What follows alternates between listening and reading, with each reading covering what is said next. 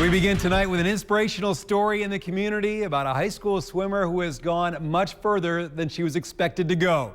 For that, we bring in our Pat Doney. Pat. Tom, Cady Munk has been told her entire life that the obstacles are just too big. But now it's Cady showing the world that she can do whatever she sets her mind to. Here's Cady Munk's grand stage. It is a sport where the grand stage is a great equalizer. Without many options, float or sink, forward or backward, where smooth sailing can feel the gust of failure with one too many ticks of a clock. That's the thing about water, there's no barriers with swimming. You're out there and you're against the water, and her goal is to improve her times, and we push her to improve her times to get better. For every swimmer, there's a moment everything goes silent, where toes and goggles face forward, and all that's left is the immersion of oneself into the scary yet real world of comparison, success, and heartbreak. That is at least the world for most ordinary swimmers. But Cady Munk isn't like most swimmers, and she's definitely not ordinary. Whenever she gets in the water, it's like she's swimming for like a state championship. She's got all kinds of people around her. People come up to me and say, "What's her name?" By the end of her last lap, everybody starts clapping, and it's just a really neat feeling. I get goosebumps whenever she swims. She doesn't win, but she doesn't lose either. Because with an undiagnosed condition similar to Down syndrome, she has just herself to compete against. I try to push myself, I do the best I could, and I try to swim fast, and I'm just trying to do it. It all started 2 years ago with a crazy idea by a coach and a teammate for the brand new high school swim team in small town Henryville, Indiana.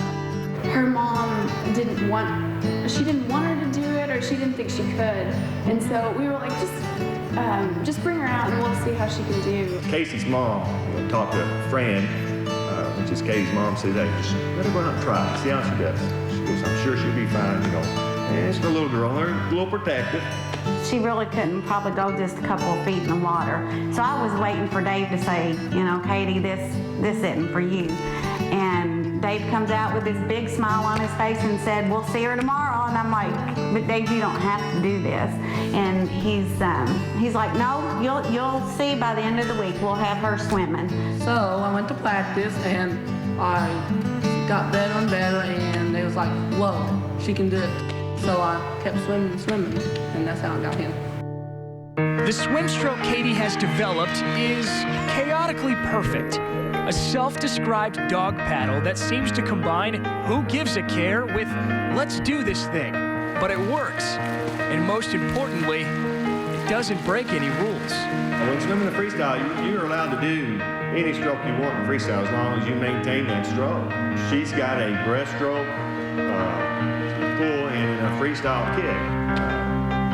She's never been DQ'd so far. She has to work twice as hard to achieve twice the time. And yet, she does. Because every stroke is one that never should have happened. How proud are you of how far she has come? I don't know that words could express it. They didn't think she would ever be able to talk, let alone swim and be on part of the team. So it means a great deal. So Cady Munk continues to swim 4 times a week, about a mile a day. Because for her, swimming is just another performance on a chaotically perfect yet grand stage.